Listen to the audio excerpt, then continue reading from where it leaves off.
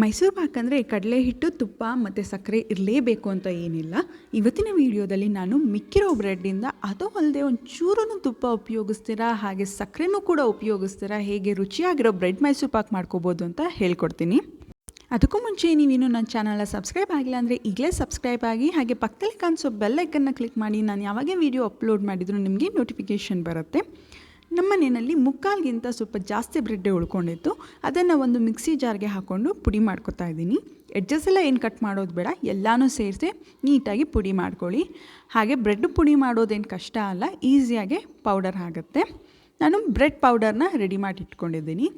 ಈಗ ನಾನು ಸಕ್ಕರೆ ಉಪಯೋಗಿಸ್ತಾ ಇಲ್ಲ ಮೈಸೂರು ಪಾಕ್ ಮಾಡೋಕ್ಕೆ, ಅದ್ರ ಬದಲು ಬೆಲ್ಲನ ಉಪಯೋಗಿಸ್ತಾ ಇದ್ದೀನಿ. ಇಲ್ಲಿ ನಾನು ಅರ್ಧ ಪೌಂಡ್ಗಿಂತ ಒಂದು ಸ್ವಲ್ಪ ಜಾಸ್ತಿ ಬ್ರೆಡ್ ಇತ್ತು. ಆಲ್ರೆಡಿ ಅದು ಸ್ವೀಟ್ ಬ್ರೆಡ್ ಆಗಿರೋದ್ರಿಂದ ನಾನು ಅರ್ಧ ಕಪ್ಗಿಂತ ಒಂಚೂರು ಜಾಸ್ತಿ ಬೆಲ್ಲನ ತೊಗೊಂಡಿದ್ದೀನಿ. ಅದಕ್ಕೆ ಸ್ವಲ್ಪ ನೀರು ಹಾಕ್ಕೊಂಡು ಒಂದೆಳೆ ಪಾಕ ಬರೋಕ್ಕೂ ಮುಂಚೆನೇ ಆಫ್ ಮಾಡ್ಕೊಂಡ್ಬಿಡಬೇಕು. ಒಂದೆಳೆ ಪಾಕ ಎಲ್ಲ ಬರಬಾರ್ದು, ಆಗ ಗಟ್ಟಿಯಾಗಿ ಹೋಗುತ್ತೆ. ಇನ್ನೇನು ಬರುತ್ತೆ ಅಂತ ಅನಿಸುತ್ತಲ್ಲ, ಆಗ ಆಫ್ ಮಾಡಿಬಿಡಬೇಕು. ಪಾಕ ರೆಡಿಯಾಗಿದೆ, ನಾನು ಪಾಕಕ್ಕೆ ಇಟ್ಕೊಂಡಿದ್ದೀನಿ. ಈಗ ಒಂದು ಪ್ಯಾನ್ಗೆ ನಾನು 3 ದೊಡ್ಡ ಚಮಚದಷ್ಟು ಕಡಲೆ ಹಿಟ್ಟನ್ನ ಹಾಕ್ಕೋತಾ ಇದ್ದೀನಿ. ಇದನ್ನು ಚೆನ್ನಾಗಿ ರೋಸ್ಟ್ ಮಾಡ್ಕೋಬೇಕು ಲೋ ಫ್ಲೇಮಲ್ಲಿ. ನಿಮಗೆ ಹುರಿತಾ ಗೊತ್ತಾಗುತ್ತೆ ಎಷ್ಟು ಘಮ್ ಅಂತ ವಾಸನೆ ಬರುತ್ತೆ ಅಂತ. ಕಡಲೆ ಹಿಟ್ಟಿನ ಹಸಿ ವಾಸನೆ ಎಲ್ಲ ಹೋಗೋ ತನಕ ಚೆನ್ನಾಗಿ ಹುರ್ಕೊಳ್ಳಿ. ಹಾಗೆ ಒಂದು ಸ್ವಲ್ಪ ಕಲರ್ ಚೇಂಜ್ ಆಗುತ್ತೆ, ಆವಾಗ ಗೊತ್ತಾಗುತ್ತೆ ಕಡಲೆ ಹಿಟ್ಟು ಕರೆಕ್ಟಾಗಿ ಹುರ್ಕೊಂಡಿದ್ದೀವಿ ಅಂತ.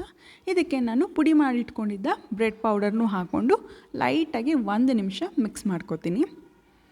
ಬ್ರೆಡ್ಡು ಮತ್ತು ಕಡಲೆ ಹಿಟ್ಟು ಒಂದು ಸ್ವಲ್ಪ ನೀಟಾಗಿ ಹೊಂದ್ಕೊಳ್ಳಿ. ಇದಕ್ಕೆ ನಾನು ಸ್ವಲ್ಪನೇ ಹಾಲು ಹಾಕ್ಕೊಂಡು ಕಲಿಸ್ಕೋತೀನಿ. ಉರಿ ಆನಲ್ಲಿ ಇಟ್ಕೊಂಡೆ ಕಲಿಸ್ಕೋತೀನಿ.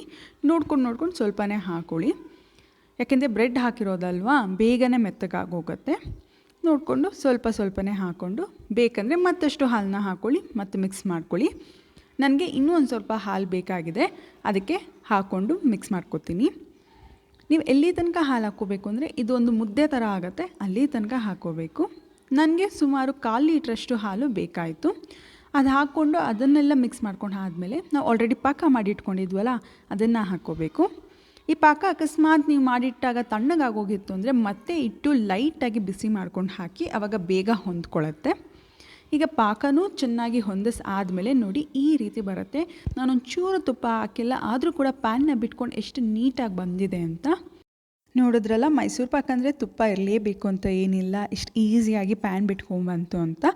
ಎಲ್ಲನೂ ಇಂಗ್ರೀಡಿಯೆಂಟ್ ಹಾಕಿ 1 ನಿಮಿಷ ಫ್ರೈ ಮಾಡಿಕೊಂಡ್ರೆ ಸಾಕು, ರೆಡಿ ಆಗುತ್ತೆ. ಈಗ ನಾನು ಇಳಿಸ್ಕೊಂಡಿದ್ದೀನಿ ಪ್ಯಾನನ್ನು.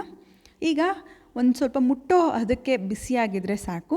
ಈ ರೀತಿ ಕೈಯಲ್ಲೇ ರೋಲ್ ಮಾಡಿಕೊಂಡು ಆಲ್ರೆಡಿ ನಾನು ತುಪ್ಪ ಸವರಿಟ್ಕೊಂಡು ಒಂದು ಬಾಕ್ಸ್ನ ರೆಡಿಯಾಗಿ ಇಟ್ಕೊಂಡಿದ್ದೆ, ಅದಕ್ಕೆ ಇದನ್ನು ಹಾಕಿ ಸೆಟ್ ಆಗೋಕ್ಕೆ ಬಿಡ್ತೀನಿ. ಸೆಟ್ ಆಗೋಕ್ಕೂ ಅಷ್ಟೇ ಏನು ಜಾಸ್ತಿ ಟೈಮ್ ಬೇಕಿಲ್ಲ, ಒಂದು 5 ನಿಮಿಷ ಬಿಟ್ಟರೆ ಸಾಕು. ನೋಡಿ ಈ ರೀತಿ ಸೆಟ್ ಆಗುತ್ತೆ.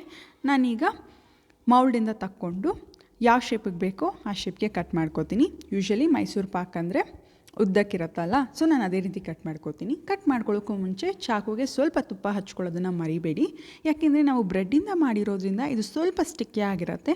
ಮಾಮೂಲಿ ಮೈಸೂರು ಪಾಕ್ ಮಳ್ಳಾಗಿರುತ್ತೆ, ಬಟ್ ನಾವು ಬ್ರೆಡ್ಡಿಂದ ಮಾಡಿರೋದ್ರಿಂದ ಈ ಬಾಂಬೆ ಹಲ್ವಾ ಎಲ್ಲ ಬರುತ್ತಲ್ಲ ಆ ಥರ ಸ್ವಲ್ಪ ಸ್ಟಿಕ್ಕಿ ಆಗಿರುತ್ತೆ. ಬಟ್ ತಿನ್ನೋದಕ್ಕೆ ಡಿಫ್ರೆಂಟ್ ಆಗಿರುತ್ತೆ, ಚೆನ್ನಾಗಿರುತ್ತೆ. ಹಾಗೆ ಇದನ್ನು ಮಾಡ್ತಿದ್ದಂಗೆ ಅವತ್ತಿನ ದಿವಸನೇ ಖಾಲಿ ಮಾಡಬೇಕು. ಇದನ್ನು ಜಾಸ್ತಿ ದಿನ ಇಡೋದಕ್ಕಾಗೋದಿಲ್ಲ, ಯಾಕೆಂದರೆ ಬ್ರೆಡ್ಡಿಂದ ಮಾಡಿರೋದ್ರಿಂದ ಇದು ಅಷ್ಟು ದಿನ ಸ್ಟೋರ್ ಮಾಡೋಕ್ಕಾಗೋದಿಲ್ಲ.